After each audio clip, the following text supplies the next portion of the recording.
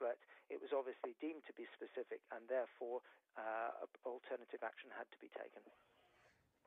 Philip, stay there if you would, because I'm just going to read another line from Stansted Airport, who have just released a line or two saying the diverted plane is at an isolated stand away from passenger areas, and that the airport itself is operating as normal. So all of that, I suspect, absolutely routine in terms of this is the specified airport for this sort of thing, and so all of those details exactly as you would expect, that it's been taken to an isolated stand away from other areas, and the normal work of the airport continues. Well, and also to tell you, the word we're getting from our defence correspondent Jonathan Beale is that all of this is, as he was quoted, responding to a threat or threats, responding to a threat or threats. That is as specific as he has been able to ascertain. In fact, worth also saying that the MOD, the Ministry of Defence, saying now that responsibility for this incident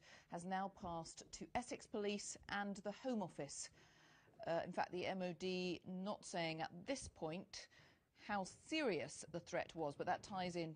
Responding to a threat is the phrase that we're being given, but the MOD not saying how serious. The responsibility for this incident now passing to Essex Police, because Stansted Airport is in Essex, of course, and to the Home Office.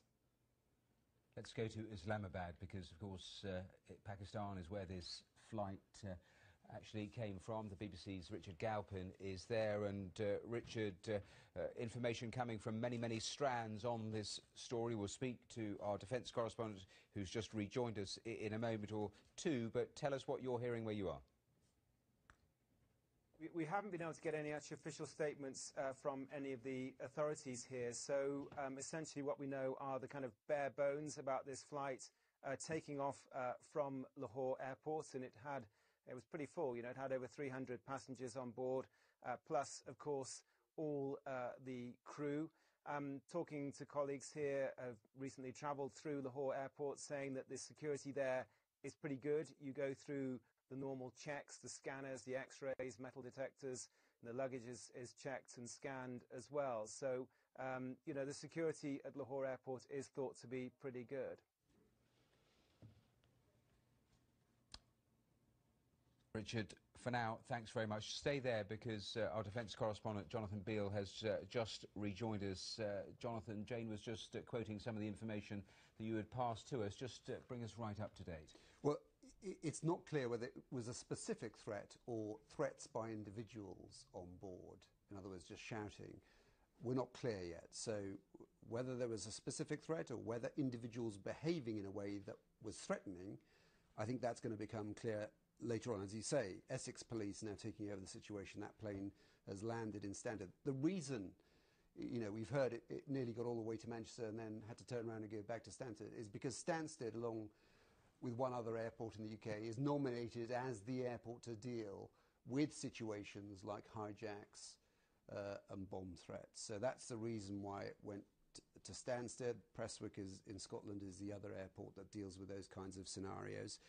We know that there were two typhoons, always two typhoons, that are part of this quick reaction alert. They are always on standby ready. They respond to any calls. They got a call. We don't know how that call, whether it was the crew on board of that civilian plane. But we now know that plane has landed, and that situation is being dealt with by Essex Police, and we'll wait and hear if there are any arrests. Yes, some suggestion as well that the plane switched its transponder to the emergency code at 1:10 British time, this lunchtime. It was due to land, I think, at 2 o'clock in Manchester. As we know, it's on the ground in Stansted.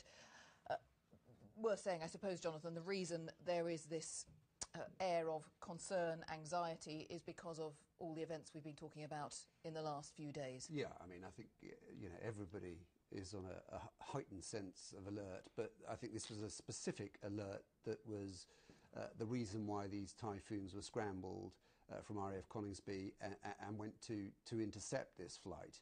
I think it's important to say that I've been told that the pilot was satisfied the situation was okay, that as soon as he escorted that flight to Stansted, he was able to leave. In other words, all the two pilots who would have been involved, because always, as I said, two planes, two Typhoons are part of the quick reaction alert. So clearly no action was taken on his part other than to divert the plane. I think we have to wait and see what Essex Police now, whether they carry out any arrests, whether this was verbal threats, certain behaviour on the plane, or whether there was actually a threat of something like a bomb. And would it be right to say that when an emergency code like this is actually put into force on board a passenger plane, would the passengers on board be unaware of that or aware of that? They wouldn't be aware of the code used. I think they'd be aware if there was a situation on board where there was a passenger making threats. And as I said, we're not clear yet whether there was a specific threat on board that plane, whether there was an individual or individuals who were carrying out threats or making threats on that plane. But whatever it was enough for the crew to then use that code to alert the Typhoons and get them scrambled from RAF Coningsby. Jonathan, many thanks for now. Our defence correspondent, Jonathan Beale. I know you'll bring us any more as soon as you get that from the MOD. We will keep you up to date with that.